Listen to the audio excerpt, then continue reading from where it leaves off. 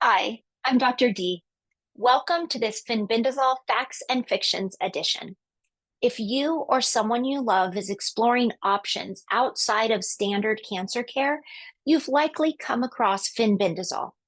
Maybe you've heard amazing stories, or maybe you've just heard confusing noise about this dog and cat dewormer. Let me help you sort through the facts, the fictions, so you can make informed, empowered decisions. First, does fenbendazole help in cancer? This is a fact. It targets some of the core cancer survival strategies. Here's what the research says. Fenbendazole breaks down microtubules that cancer cells need to grow. Second, it starves the cancer cells by disrupting their glucose metabolism. And third, it can reactivate the p53 gene, which results in cancer cells dying off the way they're supposed to. Quick note, mebendazole, a related compound that can be given as a prescription for humans, shares the first two effects against cancer, but not the p53 restoration. I often hear people say they need to be on mebendazole to cross the blood-brain barrier. So let's talk about that next. A lot of people believe that mebendazole crosses the blood-brain barrier, but fenbendazole doesn't.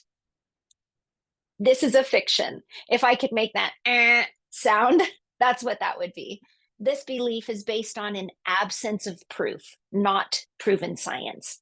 Mebendazole can cross the blood-brain barrier to some extent, especially in specific formulations.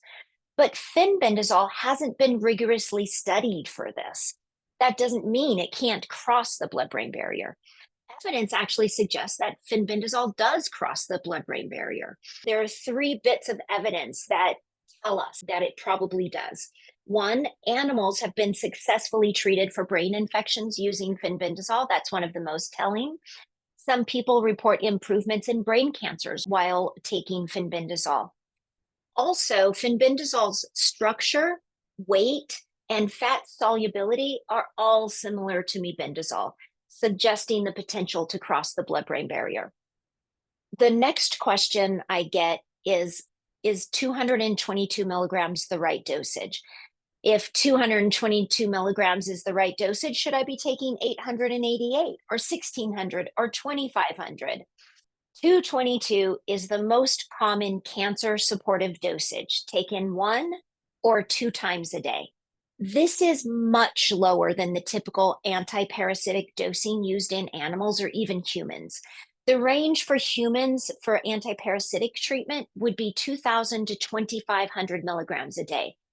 That dosage should not be taken on a daily basis. If we're treating humans for parasites, we use a dosage of a medication for 3 days to 2 weeks, not continuously on a daily basis. It is the lower dosage of fenbendazole partially that makes it safer to take on a longer term basis. The most affordable option I'm familiar with is liquid Panicure or Safeguard. A 10% formulation makes a 2.25 milliliter or about half a teaspoon, the two equivalent to the 222 milligram dosage. So that small bottle, it gives you 250 servings. One of the next questions that I get is fenbendazole safer in capsule form? This is another big fiction. Capsules that claim to contain fenbendazole are illegal and almost certainly fake because of that. What isn't illegal is to repackage something that isn't a medication and call it fenbendazole. So it is not legal to take a veterinary medication, put it into capsules, and sell it to humans. It is legal to put sugar or cornstarch or any non-impactful ingredient into a capsule and say it's fenbendazole and sell that to you. So if you see fenbendazole in a capsule, it's probably a scam. Please get only, if you're going to explore this option, Please only get the forms that come from pharmaceutical companies so you know what you're getting. A lot of people think that capsules are cleaner with fewer additives. This is another fiction. It is an assumption and not a fact. The binders that are in veterinary fenbendazole are minimal and safe. If someone did try to purify it in a lab, it would be extremely expensive and still illegal to sell for human use. Do you need to protect your liver while taking fenbendazole? Fiction. Unless you have pre-existing liver issues or you're taking other liver stressing medications, most people don't need liver support. As I said, this can be taken at 10 times the typical dosing that's used in cancer and still is known to be safe. Fenbendazole is processed by the liver like other medications or supplements, and it can cause a mild temporary rise in liver enzymes, but in most cases, they do go back down. But what if you do want liver support? In fact, milk thistle is the smarter, safer choice. I do hear a lot of people recommending TUDCA, but TUDCA is more for bile flow. So if the liver is backed up, if there's an obstruction in the liver, that's when TUDCA is most beneficial. Milk thistle, on the other hand, has decades of research behind it. It's an antioxidant, anti-inflammatory, and yes, even anti-cancer, including in hormone-sensitive cancers like breast cancer. So thinking that milk thistle won't help in hormone-sensitive cancers is exactly opposite of what the research shows. So the myth about milk thistle being dangerous in estrogen-positive cancers, that is not supported by science. Should you take fenbendazole with food? That's a fact. Yes, especially with fat. It helps your body to absorb it more effectively. Should you take higher dosing if it's not working? That is a fiction. More is not better. There is no research showing that doses above 444 milligrams are more effective, and higher doses may carry more risk without more benefits. But what if fenbendazole didn't work for you? It's a fact. Fenbendazole does not work for everyone. That doesn't mean you failed.